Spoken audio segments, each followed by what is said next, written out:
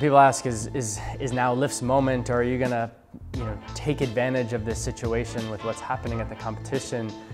Nothing that's happening over there is impacting our drivers and passengers and team members in the way that what's happening here is going to impact those people. And so our philosophy has always been to focus on Lyft and to focus on the people that are part of our business. So we've stayed true to our values, we've maintained a similar culture, but now we're doing it at a much higher scale. So there's things that changed. Logan and I used to interview every driver that came onto the platform, and now that's not possible, obviously.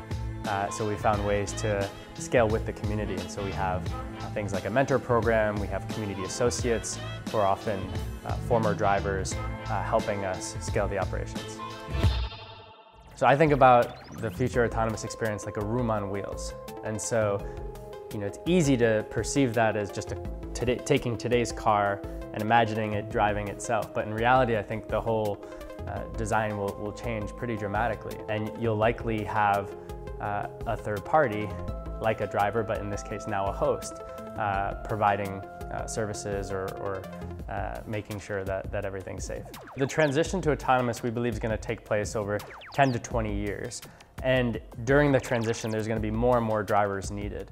Right now, today, you have just 0.4% of miles being traveled on Lyft and Uber.